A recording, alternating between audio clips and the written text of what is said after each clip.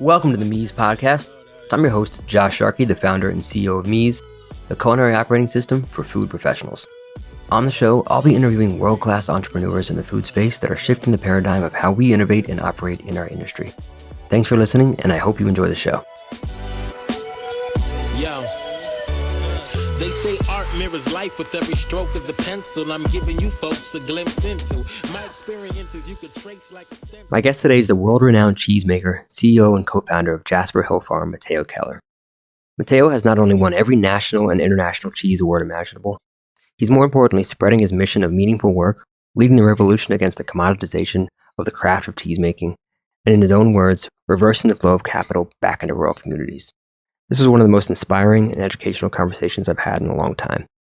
We discussed creating a culture of high standards through actions, the importance of diversity, why people and a clear vision matter most in any endeavor, and so much more. And yes, of course, we talk about cheese. I hope you enjoy.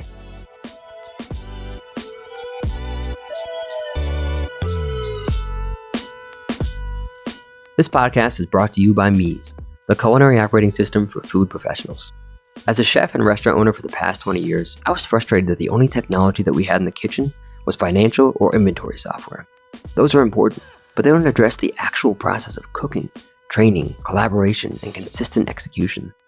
So I decided if it didn't exist, I'd do my best to get it built, so the current and next generation of culinary pros have a digital tool dedicated to their craft. If you're a chef, mixologist, operator, or generally if you manage recipes intended for professional kitchens, Meez is built just for you.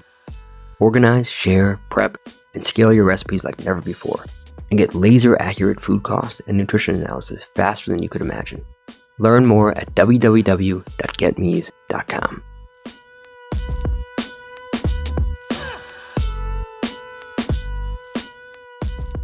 Mateo, welcome to the pod. So awesome to be here with you, Josh. I'm stoked, man. I've been really excited about this conversation. I know we got connected by our mutual friend Sergio, who works at Meez as well.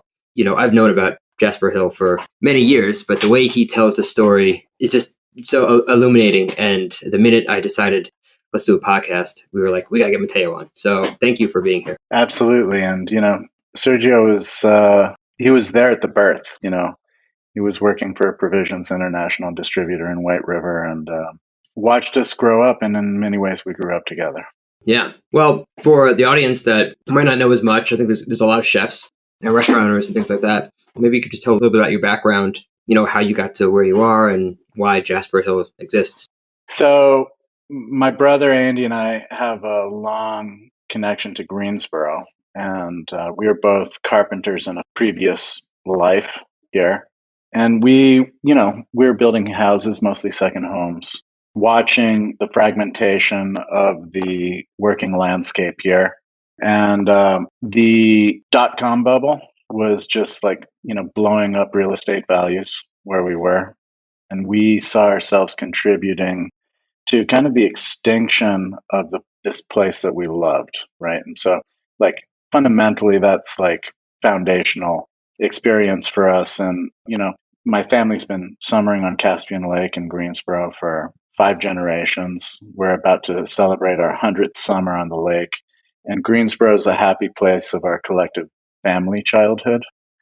And we're basically getting priced out of paradise. So this piece of land came on the market. It was 200 acres. It was up off the lake outside of town. And we basically made this emotional, irrational decision and pooled our life savings and bought this 200 acre, rundown, ramshackle, abandoned farm. No idea what we were going to do with it. It was really a quest to satisfy 3 intrinsic needs: meaningful work in a place that we love with people that we love. And, at its root, Jasper Hill is our attempt to satisfy those 3 needs. So when you bought the land, was cheese something in your mind, or was it just... No. Wow. We had no idea. We had no idea what we were going to do. We just knew that if we didn't do something, we were never going to be able to afford to live here. And so that was 1998. We took a step back to try and really kind of vision what a life here would be. And the meaningful work part, really kind of rose to the surface. And when we looked at what was happening in our local economy and what was happening to the landscape and kind of the character of our town, we made the decision that we would like to try and start a business that would compete with development as the highest and best use of the land, right? And the footprint of the dairy farmer on the landscape here is what's defined the pastoral beauty of Vermont, and especially of like, the northeastern part of the state, where it's just this patchwork of farm fields and like forests, working lands, really, that make this place so beautiful. And, dairy farming was in like a steep decline.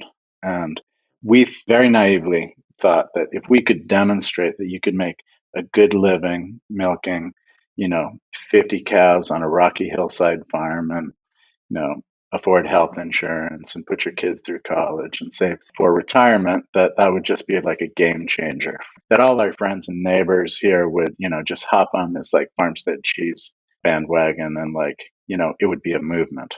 And we had no idea how much work it was going to be. It's really more work than I can describe. It's never done. I'm sure we'll talk about that, but it's so interesting that I didn't know that when you bought the land, the cheese wasn't really like the first thing you thought of. But it almost like I think with any business, the ones that are like evergreen that last the longest have to have some sort of deeper vision than just I want to make great cheese. And I think that's probably, given how hard, it's probably much harder than what we do in the restaurants, but and that's really hard. But because it's so hard, if you don't have that really, really sort of deep vision of like what you're trying to change in the world, it makes it not even worth it. So that's really cool. I didn't know that. How long did it take from let's buy this really rundown piece of land to okay, now we have a cheese. Now we have a cheese facility? About 5 years, right? So it took us 5 years to understand what we wanted to do, go out into the world. I went to Europe a few times and worked with cheesemakers in Britain and visited cheesemakers all over, Italy, France, Spain. To write a business plan and actually get financed, was a real stretch. As my brother Andy likes to say, we didn't know a teat from a telephone pole. So, like, convincing a banker that, like, lending us money to start a dairy farm and then cheese on top of it was like, it was a real stretch. We had like denial of service repeatedly for a couple of years. So is debt financing that you got, not any sort of equity? Yeah, we started this business with $80,000 in cash and $230,000 loan. We're debt financed, and there's a couple of different chapters here. The growth and evolution of like Jasper Hill as an organization is really like a family of businesses. We have partners in some businesses, but it's really, kind of an agglomeration of businesses that are inhabited by people. And as it turns out, people are the main ingredient, right? And we learned that early on. There's about 85 of us in the family of businesses at this point, and it is so complicated what we do that it's almost like an organism, really.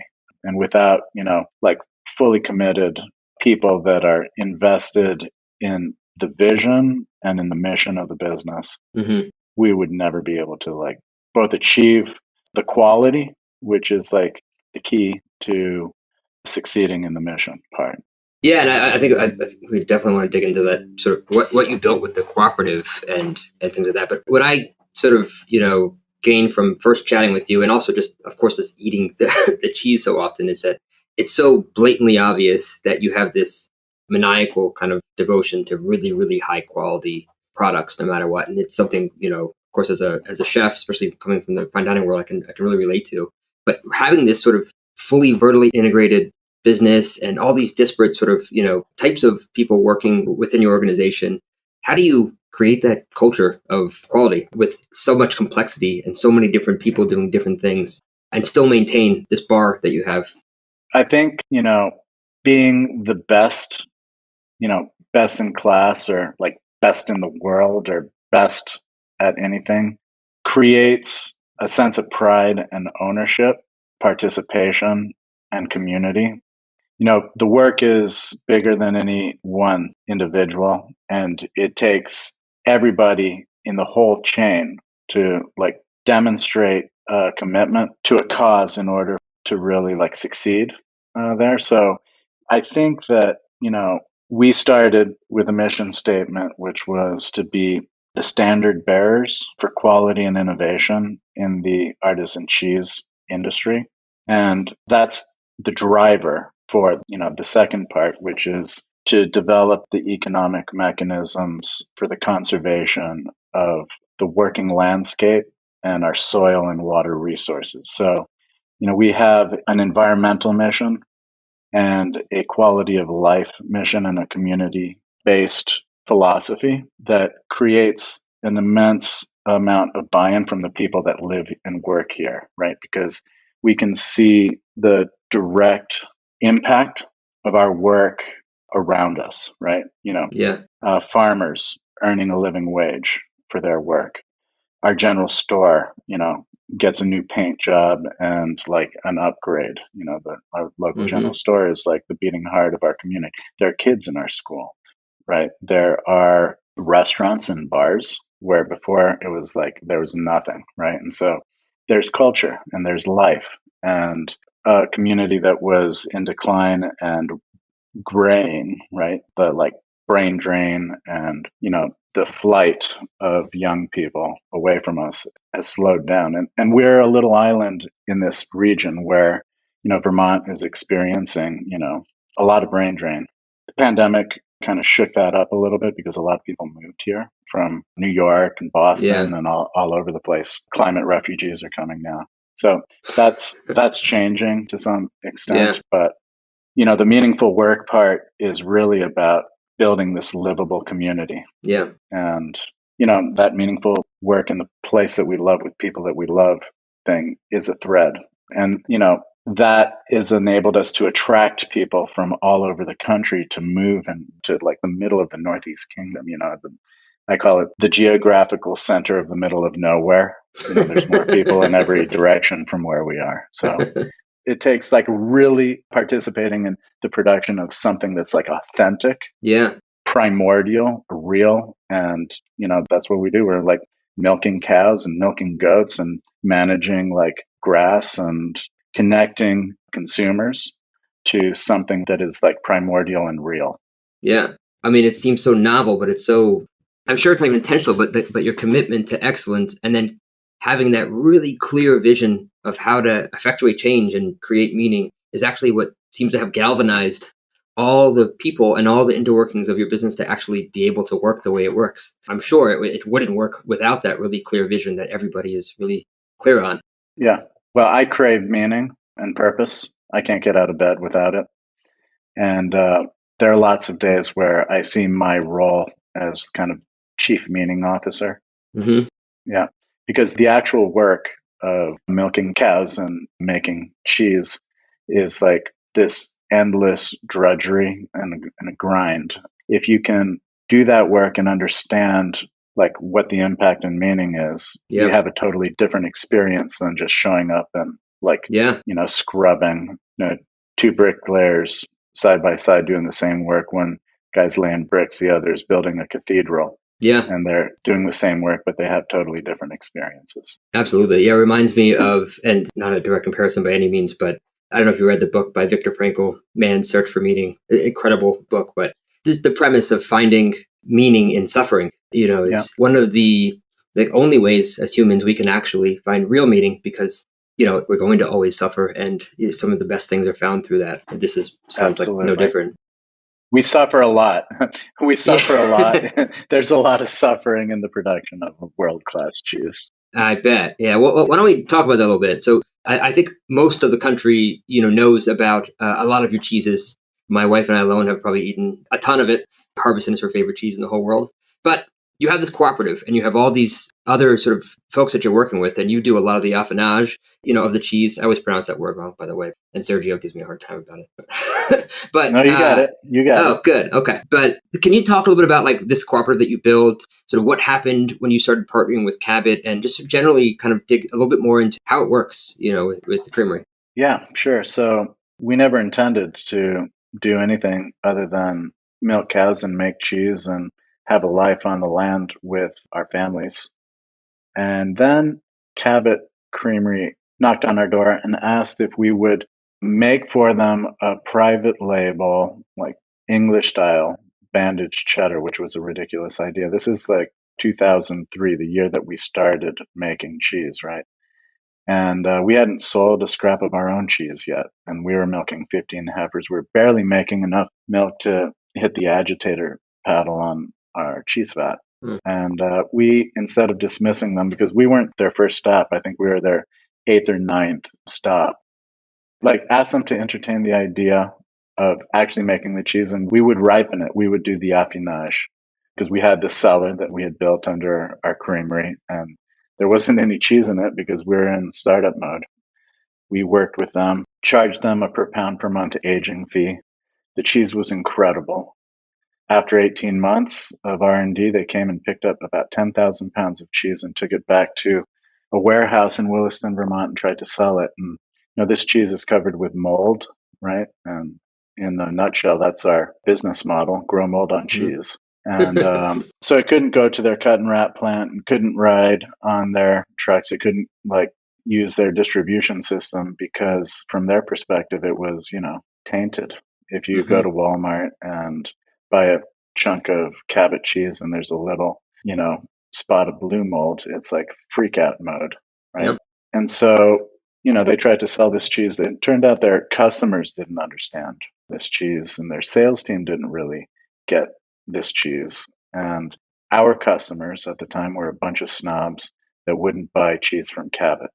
And so, after 4 or 5 months, called them up to see how it was going, whether, this relationship was going anywhere. And they had sold 5 wheels of cheese, and I asked them if they would like some help moving this product. And our customers trusted us.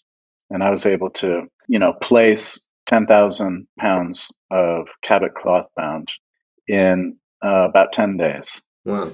But the part that was really transformative was that we were a FedEx-based business with a dial-up internet connection at that point. And we built our first pallet, put Cabot cloth bound on the bottom, put like Bailey Hazen Blue on top of the Cabot cloth bound and the Constant Bliss on top of the Bailey Hazen Blue. And then we called all our friends and neighbors up and told them we had a pallet going to San Francisco.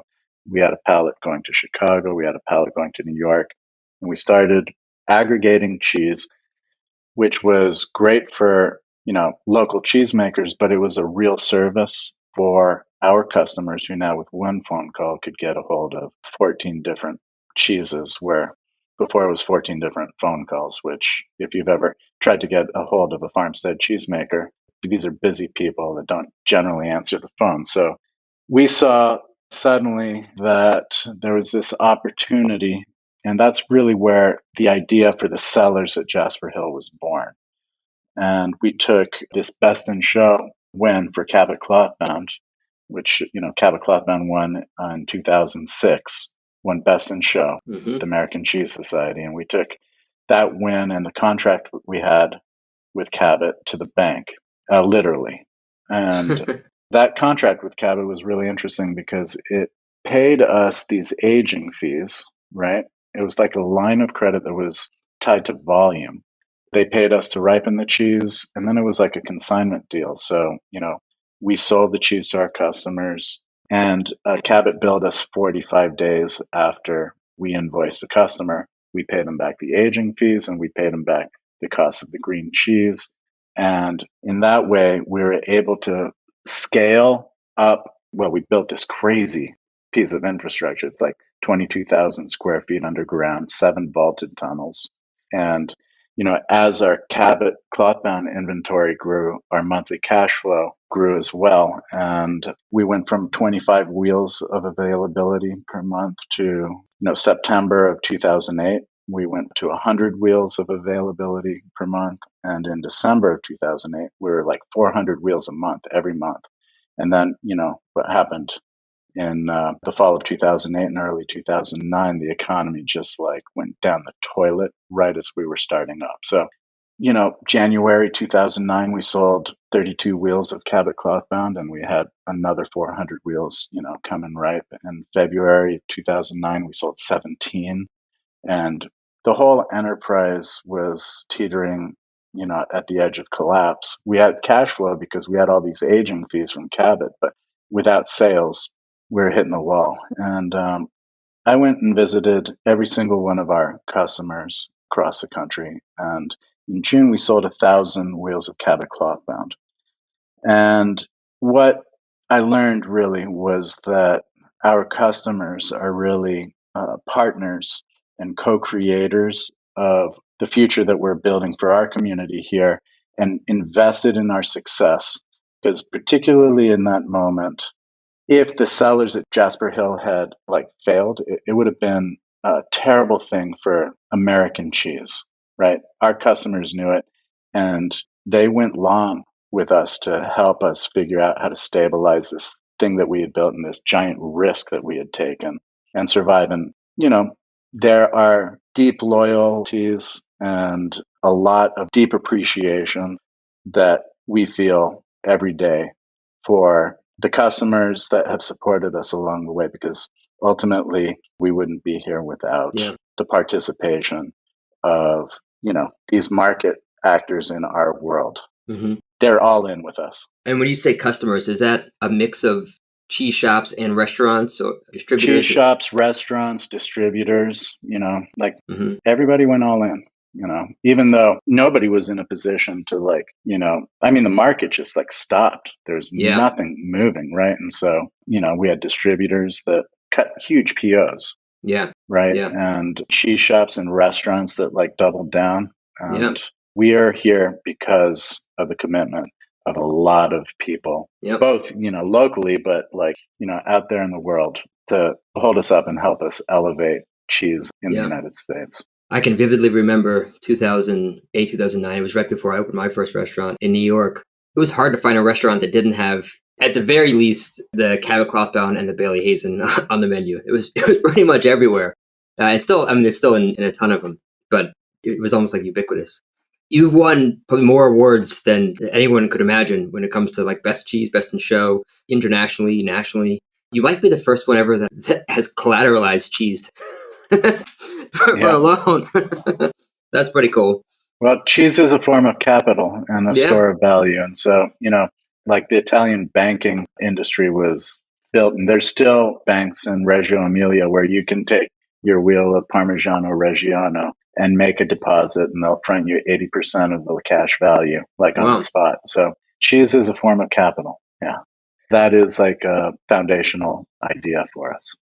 So you started producing for Cabot, or at least aging for them. You built this massive cellar, 20,000 square foot underground cellar. How did you start, bringing in other cheesemakers or other farmers? What was sort of the next step there? Well, initially it was a build it and they will come kind of approach. And we built it and they came with all their problems, their microbiological problems and their texture problems and their attitudinal disorders. And I think in the early days, we peaked at 13 cheese producers. And the problem was that either they didn't have the same commitment to quality that we had, or they didn't have the resources to really address some of, their infrastructure, the source of quality problems. And, turns out there isn't a market for second quality, artisan cheese. There isn't. In order to command the kind of premium price that is required to sustain a small artisan cheese business, you have to be able to deliver quality consistently at a very high level. And it's not as easy as it seems. There's all the microbiology, there's some foundational, the microbial ecology of raw milk cheese really is the sum of the practices on a farm and how you feed your cows, how you bed your cows, your water quality, your facility design, your milking protocols. And that's before you even get to the cheese making part. Mm-hmm. There's so much that has to go right in order for a cheese to be delicious and great, I guess is my point. Yeah. For years, we had kind of a stable of, 4 farmstead cheesemakers from our area. And they've since retired, except for the Von Trapp farmstead, who produce Oma, and we ripen about half of their cheese production annually and introduce them to the market. And they make a few other cheeses that they distribute directly. Where, like, over time, our focus has shifted to really supporting like dairy farmers in our community. You know, there's this apocalypse that's happening in the dairy industry. It's been a trend that's been going on for probably decades at this point, where growth and scale, efficiency are driven by this kind of race for like cheap food. And the reality is that 50 cow, 100 cow dairies on a rocky hillside farms in Vermont can't compete with, 90,000 cow operations in Kansas, or these 40,000 cow dairies in the Central Valley of California, and milk is moving everywhere. They're pulling the water out of it and trucking it across the country, and then, putting the water back into it on the other side of the country. It's a crazy market out there. And our intention really is to funnel. One of the ways we think about our business is that we're building a pipeline to places in the country where there's disposable income. We're putting high value products into that pipeline, and we're sucking cash out of communities that have disposable income and redistributing it in ways that commodity markets don't. And our focus is really a 15-mile radius of Greensboro. It's our natural community. It's 4 towns. And I guess it's 7 or 8 years ago, we went through this like visioning process as a business. Everybody in the company wrote a vision of greatness. And that was one of the things that came out of that exercise. And every year, my brother Andy sorts all our expenses by zip code, and we make decisions about how to steer like the flows of capital that come into our business and then out in a way that like can maximize the impact within that 15-mile radius.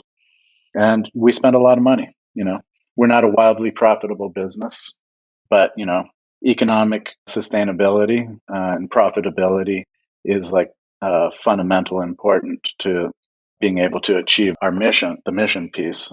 Profit is not the purpose, profit serves the purpose. Yeah. And in that sense, we're really looking at spending as much money, depositing as much money within our community and building as much wealth here as we can. And cheese is just the way we do that. It's the lever that we're yanking. Yeah, it's almost like you're a warrior against commoditized industrialization. Cheese is the medium, but it seems to me that like you're fighting the fight against what is happening in our country. I mean, I'm sure across the world with just commoditizing, everything. Yeah, and the homogenization of life as we know it, and that's one of the things about raw milk cheese that's, I think, so compelling, really, is that it is a real like reflection of a land, like, of farm practices, of people, the expression, the natural expression, or the expression of a natural economy, ultimately. And, we live inside a capitalist system, we're harnessing, the market that exists out there in a way that reverses the flows of capital, which for generations have flowed from rural communities and been concentrated in urban and suburban communities. That's how you get Donald Trump, by the way, is too many years of just this extractive economic agricultural policy that lays waste to rural America.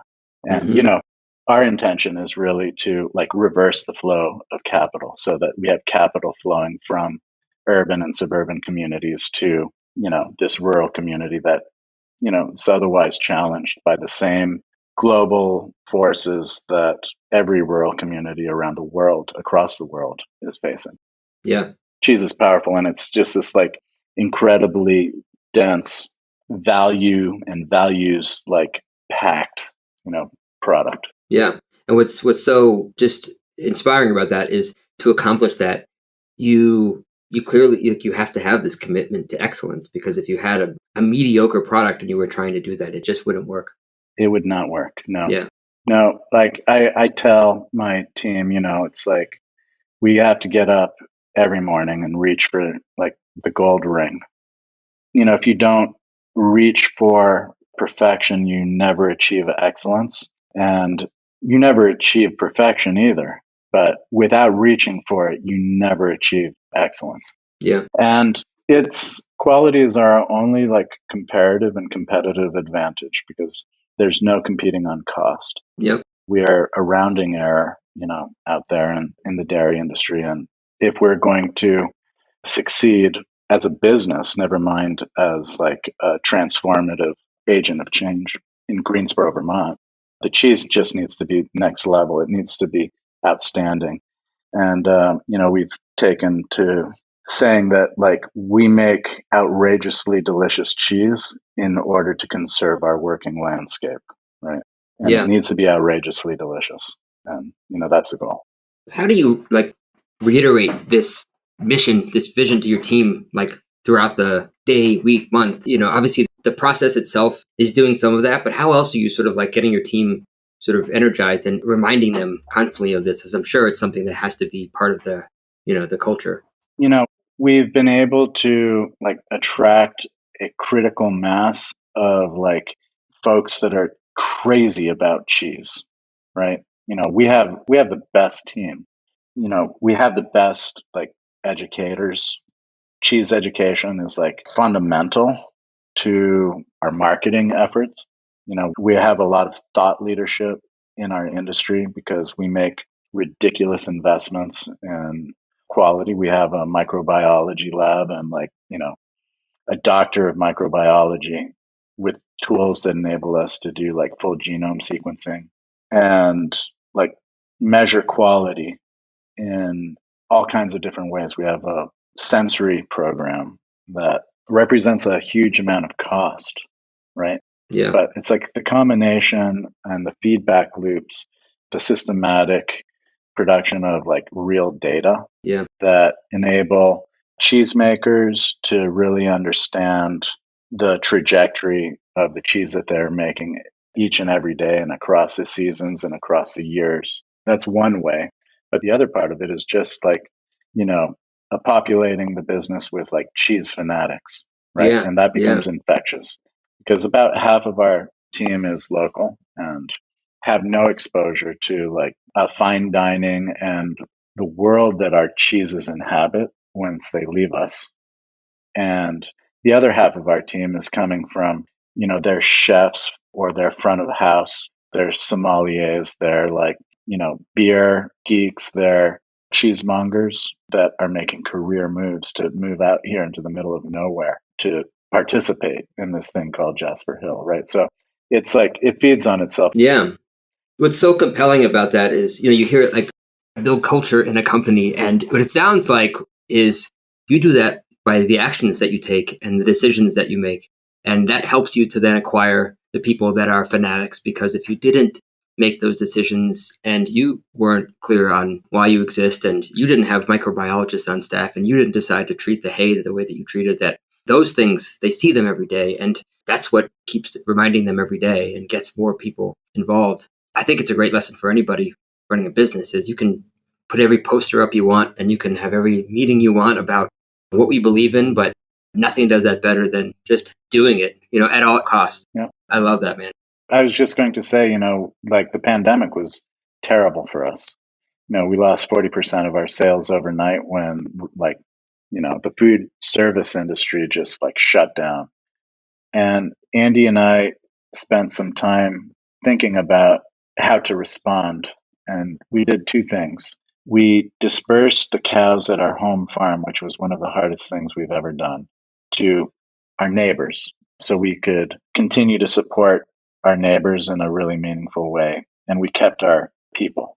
And the second thing we did was double down on our investment in the tools and equipment and the facilities to make like real deal, like raw milk cheese, and to like take the quality of our cheese up 2 or 3 notches, right? So it was nerve wracking because on the one hand, our sales were going down the toilet. On the other hand, we decided to go spend almost $5 million on an expansion and investment in cheese making equipment to like really like take cheese quality up a notch.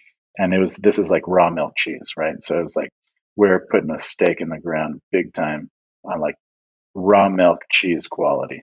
We built this amazing facility, and we have the capacity to make just the most beautiful cheese that really captures, the character of milk, where before, like, our process was kind of cobbled together with like cast off equipment that we had, like brought from here and there. And our cheese had all these technical defects, and we didn't have great process control. Now we have process control, and it becomes all about the milk.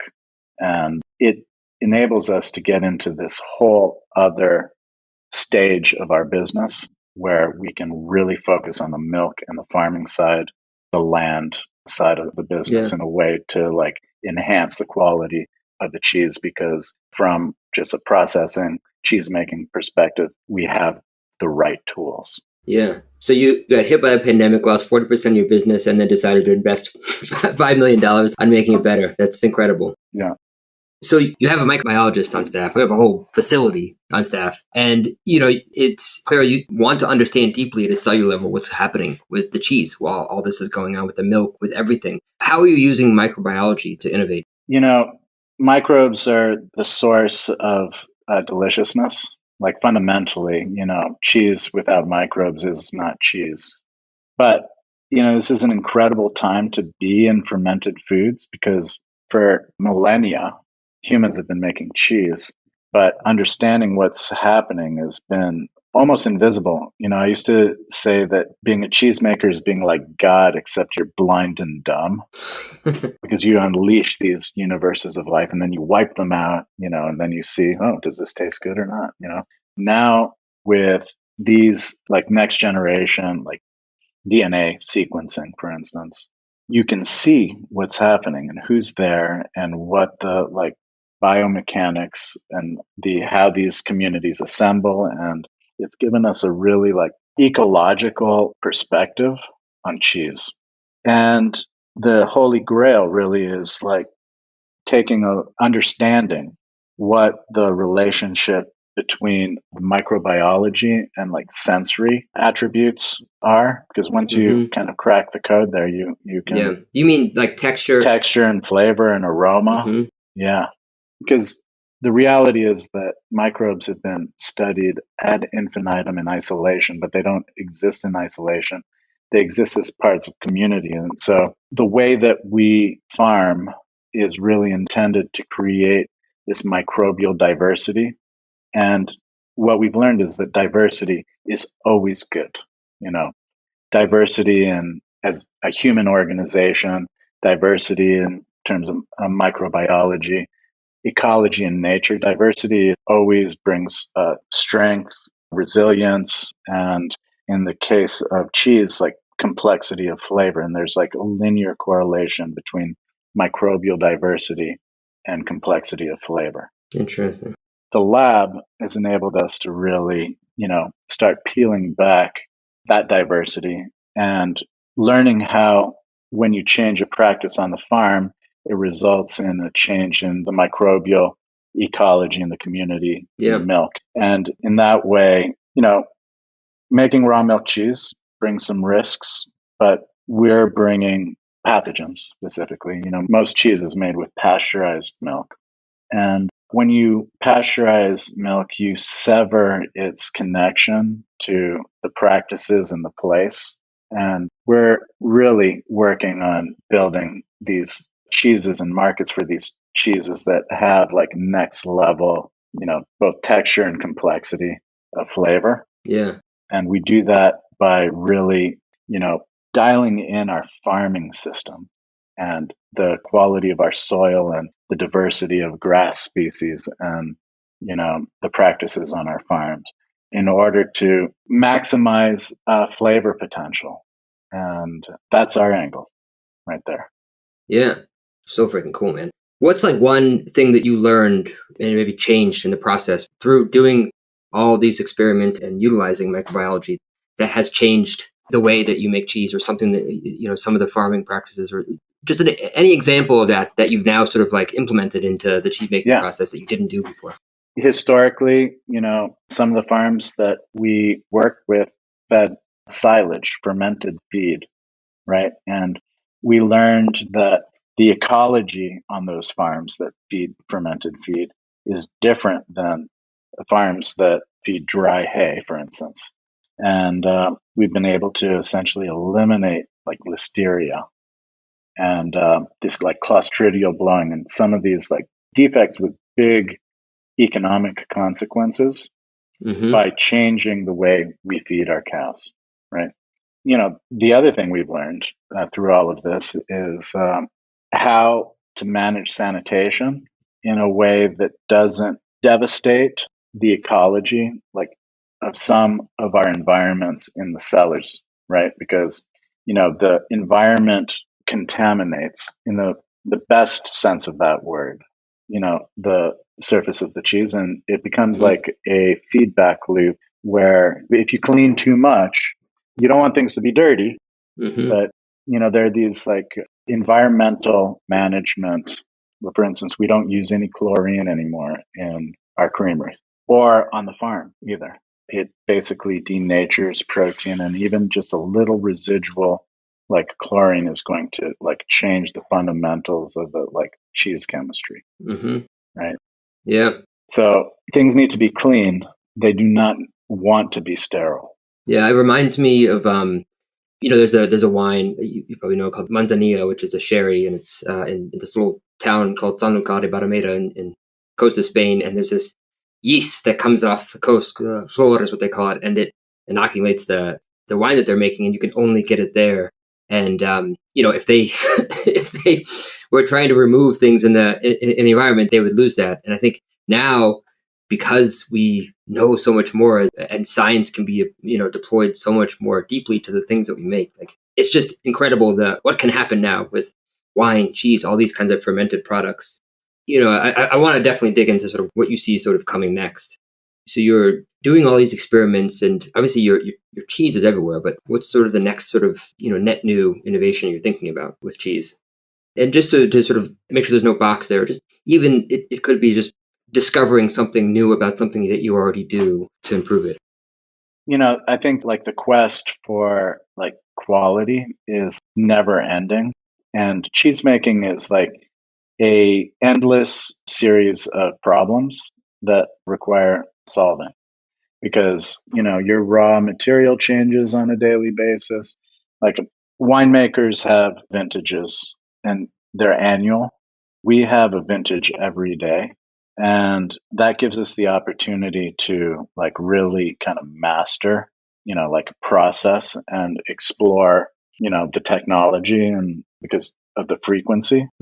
But like winemaking is of so much, like the microbiology of winemaking and the control you have in winemaking is so much greater. I mean, the microbiology is much simpler. The process has more control. So, the opportunities for improving on the cheese making and the execution of, this process day in and day out, and steering, the affinage, taking the cheese in different directions. The possibilities are kind of like endless, and the opportunity for lifelong learning is one of the things that I love so much about cheese. It's so complicated.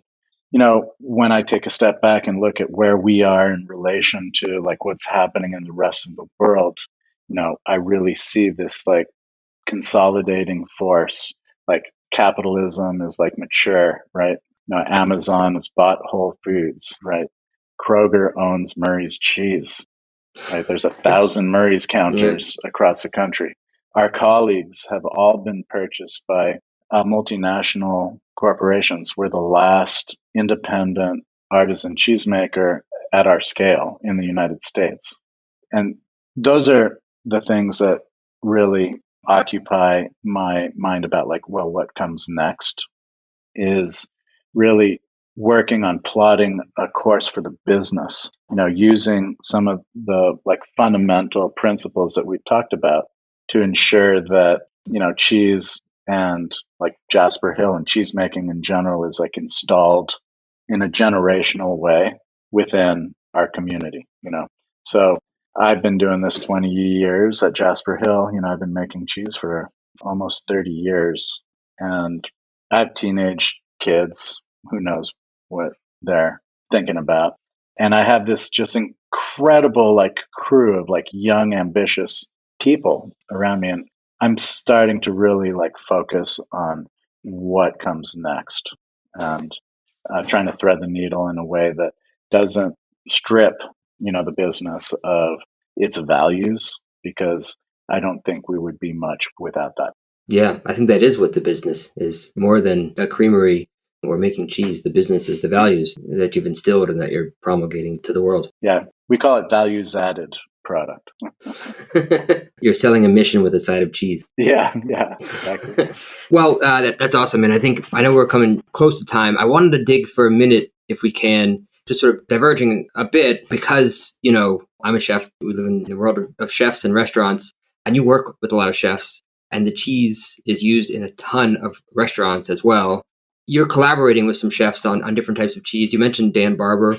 Maybe if you want to talk a bit about the kind of projects that you're working on with chefs as it relates to cheese, and then any other interesting things that you've seen of how chefs are serving your cheese. Yeah, it's always a blast to show up at a restaurant and watch how creative chefs can be with these cheeses that we know so intimately. And I always get a real charge out of that. The first time I saw tableside flambe of a Harbison. Greg Backstrom, right? The fondue. Yes. Yeah, it's delicious, man. Yeah. Wow. Yeah, and that was tasty too. Yeah, full on next level reinterpretation. So there's that part, which is chefs taking our cheese and pairing our cheese in new and interesting ways. And the amount of creativity and innovation that's happening out there generally is just endless. But we have a long history of collaborations with chefs, whether it's, taking fig leaves that are picked off the fig tree in the front yard at the French Laundry and macerating them and wrapping cheese for their menu. Or, the project we're working on presently with Blue Hill and Chef Dan Barber, it's bone char, which is, they're taking all the bones from their butchery. They have a whole animal butchery, and they make charcoal out of them, grind them up and send us the charcoal. And they're simultaneously making garum from beef, and that comes to us, and we're washing the cheese. It's called bone char with garum, and then ashing it with the bone char, and it's phenomenal. You get that deep umami character from the garum. It comes right through. Sounds so freaking good. And it's beautiful. It's it's this little black ingot with a little fuzz of white mold on it. And yeah, we've done all kinds of special wash. We call them special wash collaborations, where chefs will either choose a beverage or liquor of their choosing and will wash rind cheeses for that's them. Cool. It's a way for us to really kind of get close to and inspired by innovators out there on the front lines of the food industry that are coming up with ideas. The bone char is a real kind of circle closing. It completes the circle in a really kind of cool and interesting way. It sounds so good, man. Let me ask you, I always think about this for my business, and I tend to ask everybody this anyways. If time and money were not a barrier at all, what would you do next with Jasper Hill, with any of the project you're doing? Assuming that, infinite time could happen quickly and capital was not a constraint, what would you do? I would really kind of double down on the waste streams that we produce in a way that would kind of enable us to capture any value that's currently trickling away. For instance, I think we'd probably build a distillery to take, our whey and turn it into something awesome. I think we would revisit a whey-fed pork and charcuterie program, which we had started, and we really lost the plot during COVID. We lost all our kill slots. So probably build a slaughterhouse and a vertically integrated like meat business that would be nested within the waste streams that we're producing on the farm. That sort of thing. Is there other waste that happens in the farming process? Or? Well, not all cheese is delicious, and we only sell delicious cheese. Mm-hmm. And the first advice I ever give anybody that's starting out is go buy some pigs. Yeah, gotcha. So it's doing something with the X% of cheese that you have to assume is just a loss. Yeah, and we have tasting wheels and... That's awesome. Who's your biggest influence in life? I was thinking about who that might be, and like the first thing that came to mind would be my parents, who are both really inspirational people in different ways. I think we get like our ethical and moral compass from mom, and dad is like a serial entrepreneurial man who never met a risk he didn't want to take. And it's a combination of both our parents that have enabled us to really kind of take the leap in a really thoughtful and clear, considered way.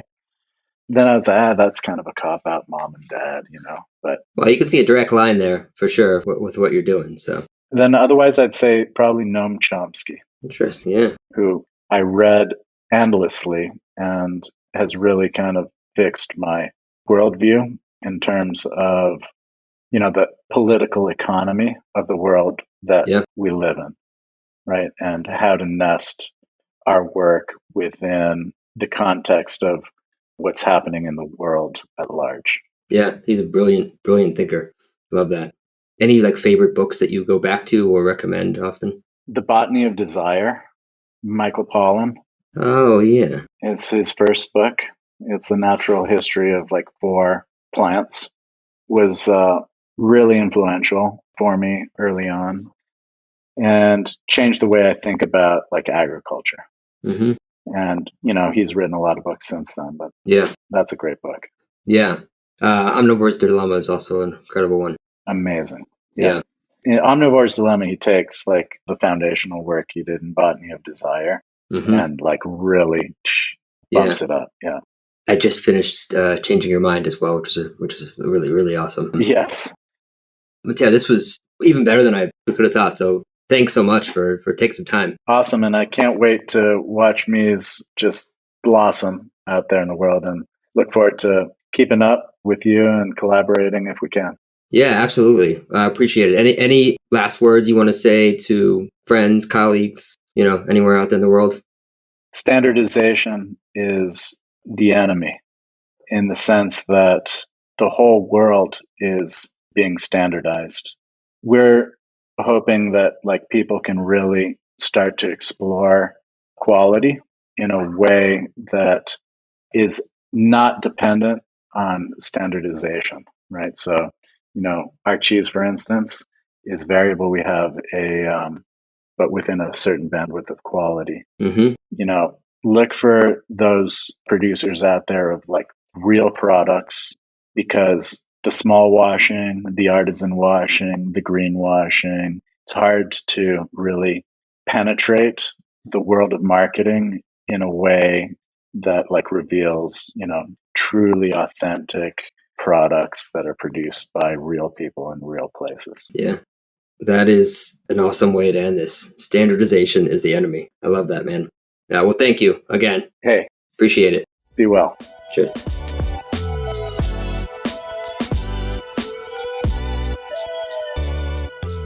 Thanks for tuning into the Meez podcast. The music from the show is a remix of the song Art Mirror by an old friend, hip-hop artist, Fresh Daily. For show notes and more, visit getmeez.com/podcast. That's GETMEEZ.com/podcast. If you enjoyed the show, I'd love it if you can share it with your fellow entrepreneurs and culinary pros, and give us a 5-star rating wherever you listen to your podcasts. Keep innovating, don't settle, make today a little better than yesterday, and remember, it's impossible for us to learn what we think we already know. See you next time.